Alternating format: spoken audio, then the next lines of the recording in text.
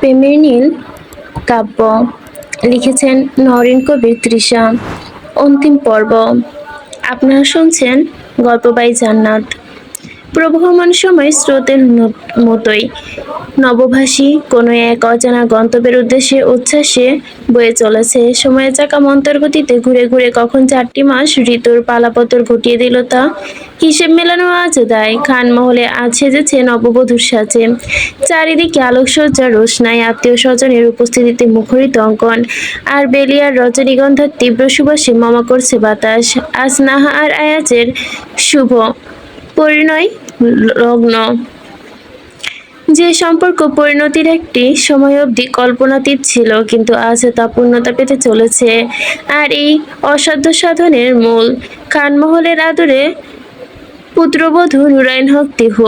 একাই সব সামলিয়েছে সে, বড়দের ম্যানেজ করা থেকে শুরু করে আয়াজের পরিবারের সঙ্গে একান্ত দেখা করে তাদের সম্বন্ধে আনার উৎসাহিত করা, সবটাই তিহুর সুনিপূর্ণ কল্পনা। আর তার সেই অক্লান্ত পরিশ্রমের ফলে আজ বিয়ের আসরে নাহা লাল বেনারসিতে সিক্ত হয়ে বসেছে। তবে এই উৎসবের মাঝেও সবার আকর্ষণের কেন্দ্রবিন্দু তিহু এবং তাকে ছায়ার মতো আগলে রাখা মিস্টার পলিটিশিয়ান।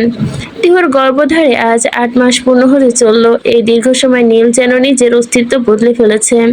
রাজনীতির মাঠ কাঁপানো সেই দাপুটে নেতা আজ এক অতন্ত্র প্রহরী।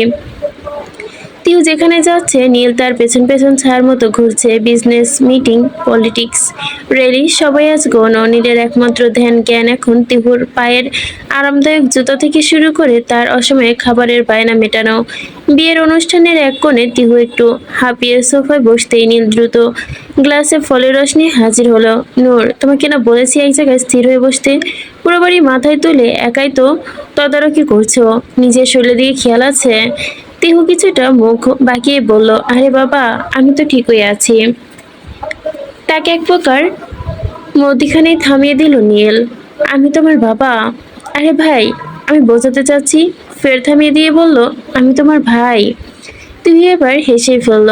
নীলকে হাত থেকে গ্লাসটা কেড়ে নিয়ে বলল, আচ্ছা নিন, কিন্তু আপনাকে এই বাড়াবাড়ি দেখে তো মানুষ আমাকে নয় আপনাকে পাগল ভাবে নেতা সাহেব।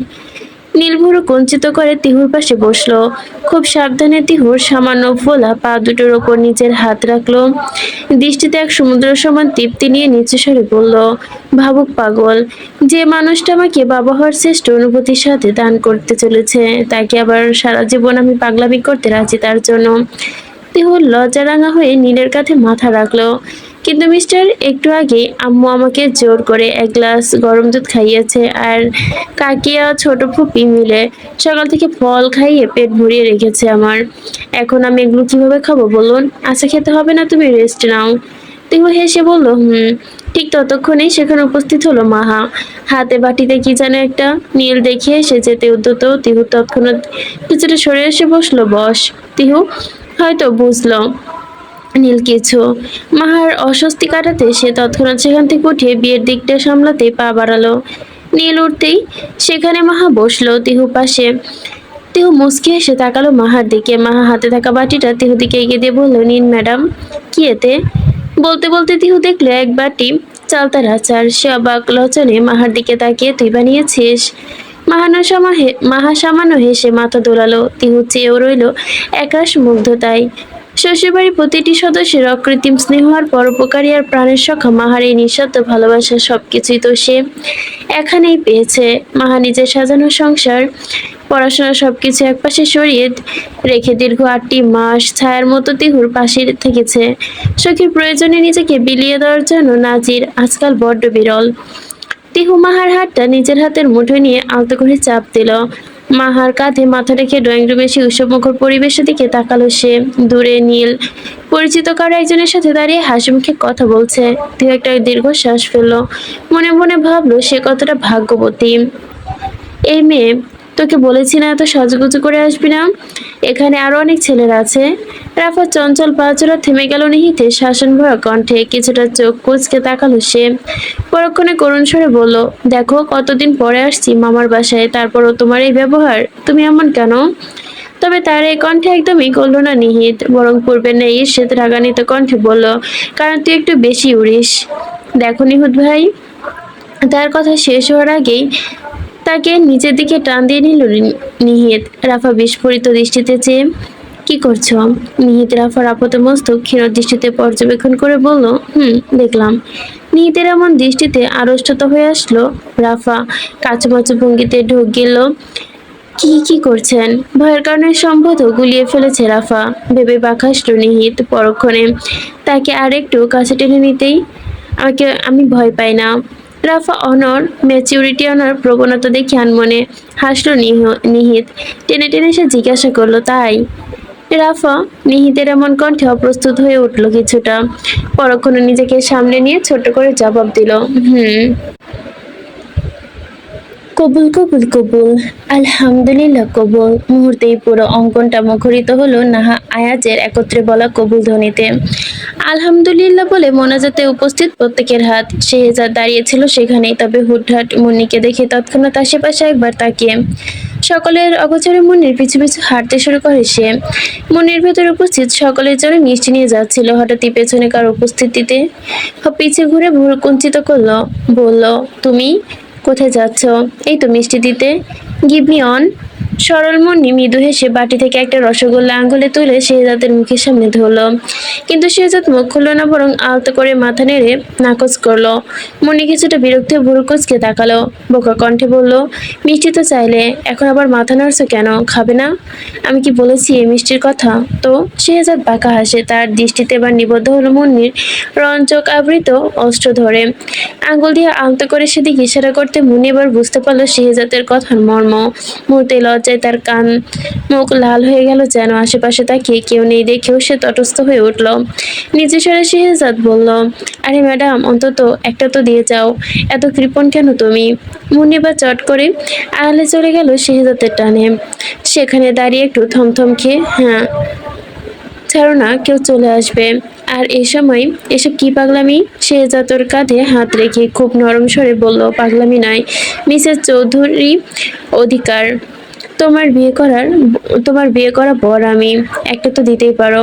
মুন্নি এবার স্থির হয়ে দাঁড়ালো। শেহজাদের চোখের দিকে তাকিয়ে হঠাৎই একটা প্রশ্ন করে বসলো, না যা অনেকদিন ধরেই সে খুব মনে জমিয়ে রেখেছিল।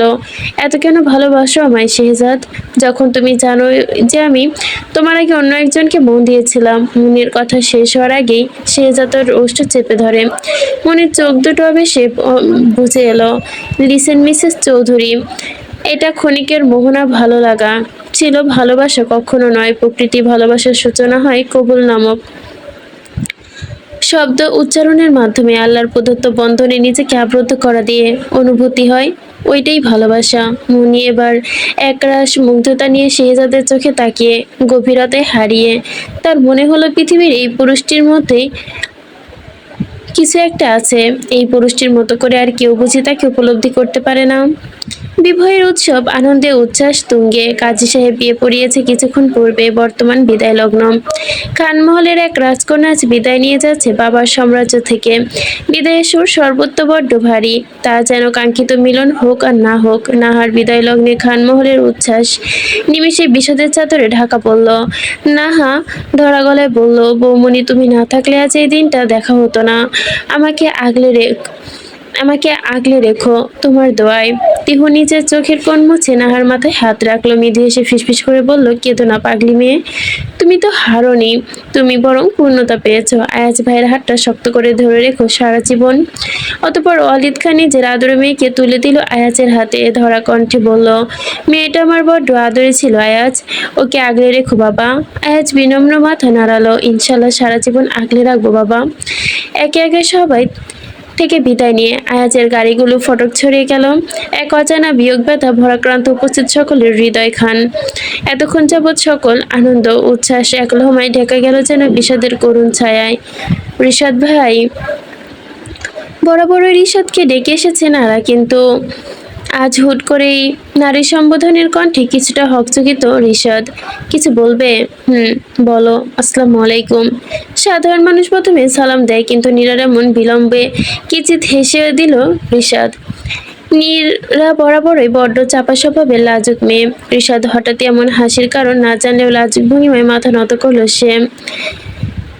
সঙ্গে সঙ্গে রিশাদ নিজের মনে সামলিয়ে নিয়ে বলল, ওয়ালাইকুম আসসালাম। নীরা নিচু স্বরে রিশাদকে শুধালো, না চুপ করে থাকার জন্য ডাকলে নাকি ম্যাডাম? নীরা তৎক্ষণাৎ মাথা নাড়িয়ে বলল, এই না না, তাহলে বলো। ধন্যবাদ। হঠাৎই তাদের ধন্যবাদে ভুরু কুঁচকি আসে রিশাদের। প্রশ্নোক্ত দৃষ্টিতে সে বলল, হঠাৎ ধন্যবাদ বলা? এটা হঠাৎ নয়, ওই দিনের সাহায্যের জন্য। ওই দিন মুহূর্তের মাঝে রিশাদের স্মৃতির পাতায় দোলা দিল কিছুদিন আগের অনাকাঙ্ক্ষিত ঘটনা। মনে পড়তে রিশাদ তৎক্ষণাৎ মাথা নাড়িয়ে বলল, আরে না না, অলওয়েজ ওয়েলকাম। নীরা মৃদু হাসলো। সেই হাসিতে কিছু একটা ছিল, মন প্রাণ কম্পিত করলো যেন মুহূর্তেই। নীরার মনে হলো এখন সবকিছু বলা হয়ে গেল, নাকি আরো কিছু বলা বাকি। রিশাদ যখন অতিক্রম করে বেশ কিছুটা দূরত্ব যেতে, তখন নীরা আবারও ডেকে উঠল, রিশাদ ভাই। রিশাদ থমকে দাঁড়িয়ে পিছু ঘুরলো, মৃদু হেসে ভুরু কুঞ্চিত করে শুধালো, কিছু বলবে? নীরা এবার কোনো কথা না বলেই শুধু টানেভাবে মাথা নাড়ালো। অর্থাৎ সে কিছু বলবে না, কিন্তু তার চোখে মুখে এক অবিন্যস্ত কথার ঝিলিক। রিশাদের নজর এড়ালো না। রিশাদ সন্দিগ্ধ দৃষ্টিতে তাকিয়ে বলল, সত্যিই তো, নাকি মনের গহীনে কিছু অব্যক্ত রেখে দিচ্ছ? নীরা এবার আনমনে হেসে উঠল কিঞ্চিৎ। সে গাড়িতে উঠে যাবে ঠিক তখনই দূর থেকে ফারিসের গলা শোনা গেল, কিরে নীরা, তুই এখানে দাঁড়িয়ে আছিস? আয় তো ভেতরে, দাদিমা তোকে খুঁজছে। ফারিসার আগমনে রিশাদ আর নীরার সেই মুহূর্তের ছেদ ঘটল। নীরা চট করে ফারিসার দিকে এগিয়ে গেল, তবে যাওয়ার আগে একবার আর চোখে রিশাদের দিকেও তাকালো। Are you like me Nihit ভাই? No, I love you. নিহিতের এমন অকপট বলে স্বীকারোক্তিতে মুহূর্তে স্তব্ধ হয়ে গেল রাফা। তার নিঃশ্বাস যেন কিছুক্ষণের জন্য আটকে গেল। সে জানত নিহিত তাকে আগলে রাখে, শাসন করে, কিন্তু তার আড়ালে এমন কিছু তা সে ভাবেনি। তুমি তুমি সিরিয়াস? তুমি সত্যি আমার ভালোবাসো?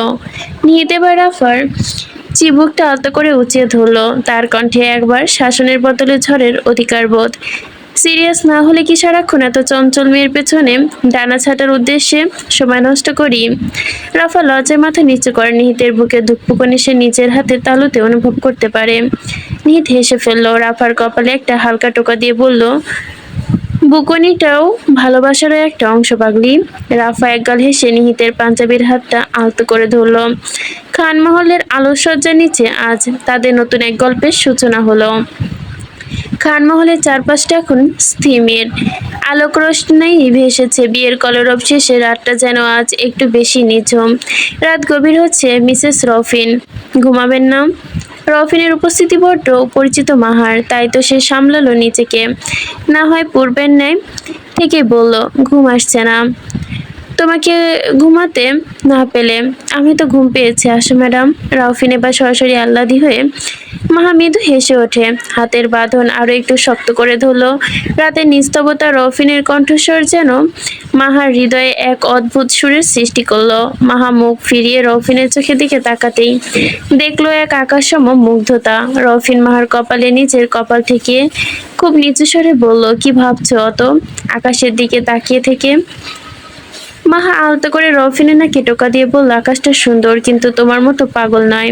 রফিন এবার মাহার কপালে আলতো করে চুমু খেয়ে ফিসফিসিয়ে বলল, ব্যস্ততা তো বাইরের জগতের জন্য মিসেস রফিন, এই বুকের ভেতরটা পুরোটা জুড়ে শুধু আপনার রাজত্ব। মাহার চোখে আনন্দের অশ্রু চিকচিক করছে। চলো এবার ভেতরে যাই, কাল সকালে আবার নতুন সব দায়িত্ব। তবে তার আগে আজকে এই শান্ত রাতটা আমাদের একান্ত ভালোবাসা নামেই না হয় তোলা থাক।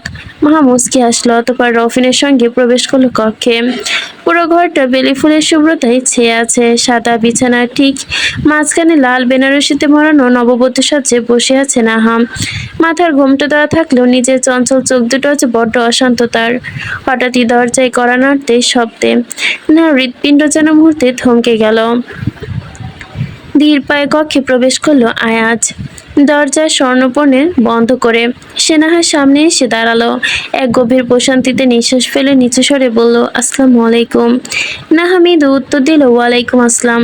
আয়াজ বিছানার এক কোণে বসলো। নাহার ঘোমটাটা আলতো করে সরিয়ে দিতেই কক্ষের উজ্জ্বল আলোয় ফুটে উঠলো এক অপরূপ লাজুক মুখ। আয়াজ কিছুক্ষণ অপলক চেয়ে নাহার হাতটা নিজের হাতের মুঠোয় নিতেই বিদ্যুৎ স্পৃষ্টের ন্যায় কেঁপে উঠলো নাহা। আয়াজ বড্ড তৃপ্তি হঠাৎ বলল, বিশ্বাস করো নাহা, আজকের এই দিনটি দেখি আমার কাছে একটা মিরাক্কেলের মতোই মনে হচ্ছে। যে আজকের মনে মনে চেয়েছি, ছোঁয়ার সাহস পাইনি, সে আজ আমার পাশে আমার অর্ধাঙ্গিনী হয়ে বসে আছে। নাহা এবার আয়াজের চোখের দিকে তাকালো, সেই চোখে আজ বড়ই আড়াল নেই। নাহা ধরা গলায় বলল, জানেন আয়াজ ভাই, আপনি তো আজ পূর্ণতা পাওয়ার কথা বলছেন, কিন্তু আমি আপনাকে কতদিন আগে থেকে ভালোবাসি তার হিসেব আপনি জানেন? সে যেবার প্রথম ভাইয়ার অফিসে জয়েন করলেন, তারপর থেকে প্রতিটা দিন শুধু আপনাকে এক নজর দেখার জন্য অপেক্ষা করতাম। আয়াজ অবাক হয়ে নাহার দিকে তাকায়। নাহার কণ্ঠ যেন আজ বাধা মানছে না। সে বলতে থাকলো, কতবার ভেবেছি আপনাকে বলবো, কিন্তু ভয়ে ভয়ে বলা হয়নি। আয়াজ এবার হেসে ফেলল। নাহার হাতটা নিজে ঠোঁটের কাছে নিয়ে আলতো করে ছোঁয়ালো। তুমি ভেবেছ ভালোবাসাটা শুধু একপাক্ষিক? মোটেও না নাহা। আমি যেদিন প্রথমে এই বাড়িতে পা রেখেছিলাম, সেদিন থেকে তুমি আমার মনের কোণে জায়গা নিয়েছিলে, কিন্তু আমি ছিলাম তোমার ভাই সামান্য একটা এমপ্লয়। নিজের যোগ্যতা আর তোমার পরিবার দাপটের কথা ভেবে নিজেকে গুটিয়ে রেখেছি সর্বদা। নাহা হেসে ফেললো, তার চোখের কোণে এক ফোঁটা আনন্দ অশ্রু। তাহলে সেই দুঃসাহসতা আগে কেন দেখাননি? আয়াজ নাহার চোখের জলটুকু মুছে দিয়ে বলল, কারণ তখন সময়টা আমাদের ছিল না নাহা। আজ তখন আমাদের পবিত্র বন্ধন। তখন মনে হচ্ছে সেই অপেক্ষাটুকুই বোধহয় এই মুহূর্তে সৌন্দর্য বাড়ানোর জন্যই ছিল। নাহা আয়াজের কাঁধে মাথা রেখে পরম শান্তিতে চোখ বুজল। বাইরে রাতের নিস্তবতা সাক্ষী রইল অপেক্ষার শেষ প্রশান্তির। সব সময় বড় মধুর হয়। সিটি হাসপাতাল। করিডোরে খানমহলের প্রত্যেকে অবস্থিত পদচারণে মুখরিত। সময় যেন আজ থমকে দাঁড়িয়েছে সেটাই। সকলের চিন্তিত মুখভয়ে অদ্ভুত চাঞ্চল্য আর উৎকণ্ঠার স্রোত বয়ে যাচ্ছে। খবর দেওয়া হয়েছে হক ম্যানশনে এই সকলে হয়তো দুপুরের মাঝে উপস্থিত হবে এইখানে। ক্যালেন্ডারের পাতা উল্টে আরো একটা মাস অতিক্রান্ত। আজ সকাল থেকে আকাশটা মেঘলা, থেকে থেকে বৃষ্টি হচ্ছিল। আবহাওয়া নিঃশব্দে মুগ্ধকর, কিন্তু আজ প্রত্যেকটা প্রকৃতির স্নিগ্ধতা উপভোগ করার মতো মানসিক অবস্থা কারোই নেই। ভোরবেলায় হুট করে তুর প্রসব বেদনা শুরু হয়েছে, তবে ব্যথাটা স্বাভাবিক মতোই চিনচিনে হয়। প্রথমে সে হাসপাতালে যাওয়া নাকচ করেছিল, কিন্তু বেলা বাড়ার সঙ্গে সঙ্গে ব্যথা তীব্র থেকে তীব্রতর শুরু করেছে। তাই তৎক্ষণাৎ তাকে হাসপাতালে আনা হয়েছে। বর্তমান ওটিতে নেওয়া হয়েছে তাকে। আর সকল নিষেধাজ্ঞা অমান্য করে তার সঙ্গে গিয়েছে নিজেই নীল। করিডোরে একদম শেষ প্রান্তে আলো আঁধারির মাঝে, সেখানে পাথরের মূর্তির মতো বসে আছে মাহা। দুহাতে নিজের অজান্তে মুষ্টিবদ্ধ, নখগুলো তালুতে বসে গেছে উদ্যত। রফিন তার পাশে বসেছে এসে। রফিন শান্ত চোখে চাহনি মাহার অস্থির বুকের ভেতরটা যেন এক পাশলা হিমেল হাওয়া ছড়িয়ে দিল। রবিন খুব নিচু স্বরে মাহার কানের কাছে মুখ এনে বলল, রিল্যাক্স লাভলাইন, কিচ্ছু হবে না সিস্টারের, নীল আছে না? রবিনের সান্ত্বনা বাণীতে হু করে ওঠে যেন মাহার বুকের ভেতরটা। না চাইতে চোখ উপচে পড়ে জল। বাইরে করিডোরে কোলাহল। ওটির দরজার ভারী ওপাশ থেকে থমকে গেছে। এখানে চারপাশের সাথে দেওয়ালে আর উজ্জ্বল নিয়ন আলোয় এক অদ্ভুত নিস্তবতা, যা কেবল যান্ত্রিক বিপ বিপ শব্দের মধ্যে স্পন্দিত হচ্ছে। বাতাসের গায়ে করা অ্যান্টিসেপটিকের গন্ধ, কিন্তু এই যান্ত্রিক যন্ত্রটার মাঝেও এক তপ্ত আবেশ বইছে দু হৃদয়ের মাঝে। তিনি শুয়ে আছে অপারেশন থিয়েটারের সাদা বিছানায়, তার মুখে ঘামে, কিন্তু একবার চুলের গোছা কপালে লেপ্টে আছে যন্ত্রণায় প্রতি ঢেউ, যেন তার শরীরে ছড়িয়ে পড়ছে। পরনের পাঞ্জাবিটা কুঁচকে একাকার নীলের। চোখে মুখে বিনিদ্র রজনী, ক্লান্তি, এই একরাশ দুশ্চিন্তা। দেহ ঘামছে, প্রচন্ড ব্যথা অনুভব হচ্ছে, চোখের কোণে অনবরত পানি ঝরছে। প্রসব বেদনায় শরীর যেন ভেঙে আসছে, যন্ত্রণায় প্রতিটি ঢেউ যেন তাকে আশ্রে ফেলছে। সেই নীল আরো শক্ত করে জড়িয়ে ধরতে অস্ফুট স্বরে বলে, নেতা সাহেব, আমি বোধহয় আর পারছি না। শরীরটা অবশ্যই আসছে। নীল ওর কপালে মাথা টেকে ফিসফিস করে বলল, নূর জান আমার, আর একটুখানি আমাদের ভালোবাসা শ্রেষ্ঠ উপহার পৃথিবীর আলো দেখার অপেক্ষায়। আমি আছি না তোমার সাথে? আমার দিকে তাকাও, তুমি কিচ্ছু হবে না। নীলের সেই ভরাট কণ্ঠস্বর আজ ভীষণ কোমল। ডাক্তাররা নিজেদের অজান্তেই ক্ষিপ্ত হতে হঠাৎ দেহ আর্তনাতে যেন দেওয়াল ভেদ করে গেল। নূর, লাস্ট একবার, আই আম উইথ ইউ। কিন্তু তখনই সেই জাদুকর মুহূর্তে এলো। ওটির সেই গভীর নিস্তবতা চিরে এক একরত্তি প্রাণের কান্না, সেই তীক্ষ্ণ মিষ্টি চিৎকার, যা মুহূর্তেই ওটির সমস্ত বিঘ্নতা মুছে সাফ করে দিল। নীল স্তব্ধ হয়ে দাঁড়িয়ে রইল। তার দুধে রাজনৈতিক চোখে শ্রবণের ধারা। তিহু তখন ক্লান্তিতে চোখ বুজে আছে, কিন্তু তার ঠোঁটের কোণে ফুটে উঠেছে এক তৃপ্তির হাসি। কংগ্রাচুলেশন মিস্টার খান, টুইন বাচ্চার প্যারেন্টস হয়েছেন আপনারা। ডাক্তারের সেই কণ্ঠস্বর, ওটির যান্ত্রিক শীতলতা এক নিমিষে যেন বসন্তের হয় বদলে দিল নীলের দুধের রাজনৈতিক হাত দুটো, যা কিছুক্ষণ আগে উদ্বেগ কাঁপছিল তা যেন এখন আবেশে শীতল। নার্স পরম মমতায় সাদা কাপড়ে মোড়ানো দুটো ফুটফুটে মাংসপিণ্ড নীলের হাতের সামনে ধরতে নীল কাপা হাতের জীবনের শ্রেষ্ঠ অর্জন স্পর্শ করলো। এদিকে দরজার ভেতর থেকে নবজাতকের কান্নার সুর ভেসে এলো। সবাই একসাথে দরজার দিকে দৃষ্টিতে তাকিয়ে নবজাতকের কান্নার জানান দিয়ে যাচ্ছে। তারা এসে দাঁড়ায়, মায়ের গর্ভ ছেড়ে পৃথিবীতে আলো দেখছে। মাহারও ফিন চেয়ার ছেড়ে উঠে দাঁড়ালো। এসেছে নাহা আয়াজও। তারা এগিয়ে গেল ওটির দিকে। রফিন সকল অগোচরে ফিসফিস করে মাহার কানের কাছে মুখ নামিয়ে বলল, এবার তাহলে তোমার লিটল ভার্সনকেও আনার ব্যবস্থা করি ম্যাডাম। মুহূর্তেই যেন ভেল বদল রফিনের লজ্জায়। মাহা কটমটিয়ে বলল, আরে দেখি আমার ভাগ্নি কই। নীর আলতো হাতে করে ঝুঁকে এসে দু সন্তানকে তিহুর খুব কাছে ধরতে। তিহু তখন ক্লান্তিতে চোখ বুজে, কিন্তু নীলের গায়ে সে চেনা পারফিউমের ঘ্রাণ এবং বাচ্চার মিহি কান্নায় পলক ফেলল সে। ঝাপসা চোখে পরিষ্কার দেখতে পেল নিজের ফুটফুটে দুটো ফুল। নীল পরম মমতায় তিহুর কপালে ওষ্ঠ ছুঁয়ে রাখলো। অতঃপর আর সেই গভীর কিন্তু আবেগিত তড়িৎ কণ্ঠে ফিসফিসে বলল, অতঃপর আমাদের নুহাশ নবমীর আগমন। তিহুর চোখে কোণে জল টলল। সামান্য মাথা ঝাঁকিয়ে সে বলল, ধন্যবাদ নুশাক নবমীর আম্মা, এত ভালোবাসায় আমার রক্ষা জীবন এবং সজীবতা আনার জন্য, আমার নীল প্রেমের কাব্যের পূর্ণতা প্রদানের জন্য। ভালোবাসি নুহাশ নবমীর আম্মা, খুব খুব খুব। তিহু আবেশে হয়ে গেল যেন ঠোঁট দুটো কোনো মতে নাড়িয়ে বলল, আমিও ভালোবাসি নুহাশ নবমীর পাপ্পা, ভালোবাসি আপনাকে। সমাপ্ত।